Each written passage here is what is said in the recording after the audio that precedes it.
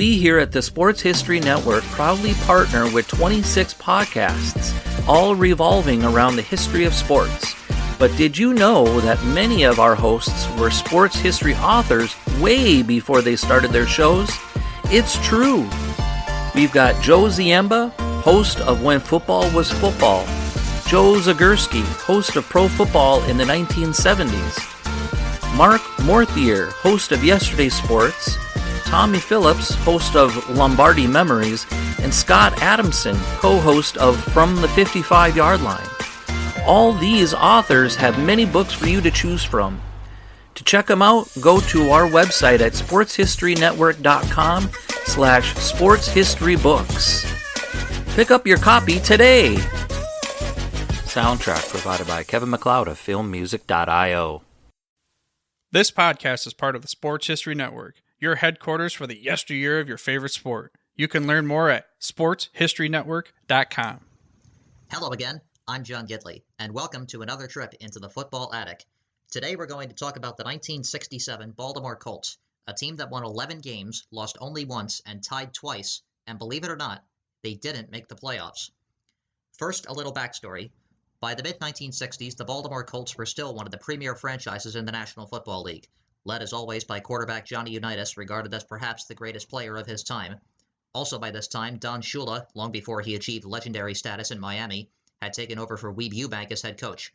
But after winning back-to-back NFL championships in 1958 and 59, the Colts struggled to get back to the promised land. In 1964, Baltimore went 12-2, the best record in the NFL that season, but they were shut out in the championship game by the Cleveland Browns 27-0. The next season, the Colts went 10-3-1, tying the Green Bay Packers for first place in the NFL's Western Division. As a result, they played one of the very few tiebreaker games in postseason history. On a typically frigid day at Lambeau Field, Don Chandler's 25-yard overtime field goal gave Green Bay a 13-10 win, the division championship, and the NFL championship, as the Packers beat the Browns the next week. After missing the playoffs in 1966, the Colts came into the 67 season wanting to run roughshod over the rest of the league. In the 1967 offseason, the NFL split from two divisions into four, as the Atlanta Falcons entered the league in 1966 and the New Orleans Saints began play in 67. The Colts were placed in the Coastal Division, along with the Falcons, Rams, and 49ers. By definition, the Coastal Division was geographically correct, but having two West Coast teams and two East Coast teams in one division just doesn't make any sense. Anyway, coming into the 1967 season, the Colts probably figured that they had their new division in the bag. The previous season, Los Angeles finished 8-6, San Francisco went 6-2, and Atlanta suffered the typical growing pains of an expansion team by going 3-11. After a surprisingly close 38-31 opening day victory over the Falcons, the Colts went on to beat the Eagles, 49ers, and Bears by a combined score of 103-16. In Week 5, Baltimore hosted Los Angeles. The Rams had started 3-0 for the first time since 1955, but had lost the previous week to San Francisco. Trailing 24-14 in the fourth quarter, the Rams came back to score 10 points on a 47-yard field goal by Bruce Gossett and a 16-yard touchdown pass from Roman Gabriel to Bernie Casey. Since regular season overtime had not yet been implemented, the game ended in a 24-24 tie. The next week at Minnesota, the Colts tied yet again, facing a Vikings team that was only 1-4. Baltimore trailed 13-6 after three quarters, but tied the game on a 15-yard touchdown run by Tom Matte. After Minnesota scored another touchdown, Unitas threw a 3-yard touchdown pass to John Mackey, and the game ended in a 20-20 draw. Coincidentally, the Rams also tied that week, playing to a 28-28 deadlock against Washington. This would be the last time Baltimore and Los Angeles wouldn't record a victory until they played each other on December 17th. In the meantime, the Colts won 7 consecutive games. Their only scare was a close 17-13 victory at Washington. They played Green Bay and Dallas close as well, but both the Packers and Cowboys were among the best teams in the league. Their other victories were each blowouts over Atlanta, Detroit, San Francisco, and New Orleans. Meanwhile, the Rams won 7 in a row as well, with hardly a scare in the bunch. In their second-to-last game of the season, Los Angeles outlasted Green Bay at home 27-24 in their first of two heavyweight matchups to close out the year. So the stage was now set for a huge game to end the 1967 regular season.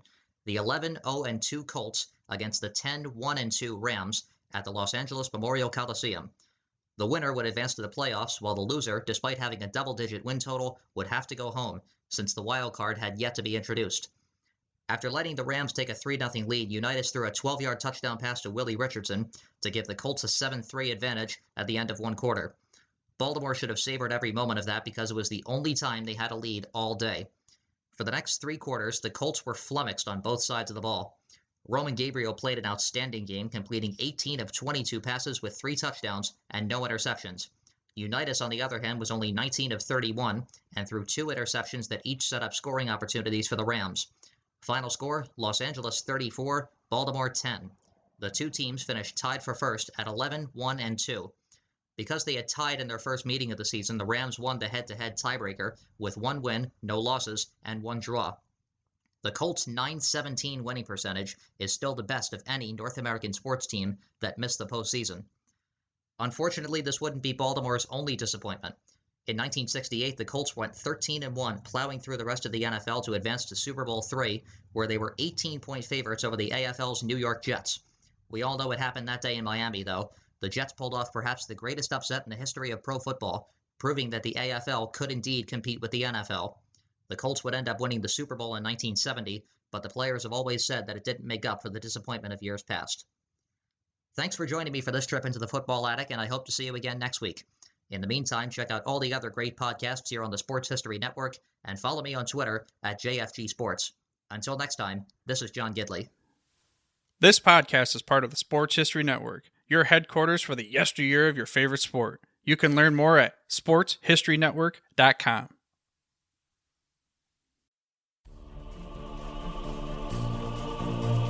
We at the Sports History Network are thrilled to work with our sponsors and partners. With their support, we are able to produce great content for you.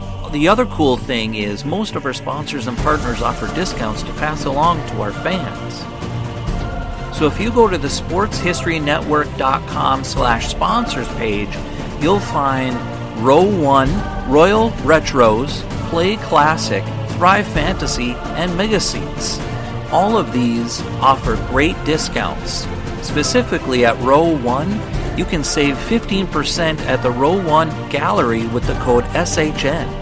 The Row 1 Gallery includes over 5,200 reproduced sports history prints on a variety of sizes of wood, metal, canvas, acrylic, or poster paper.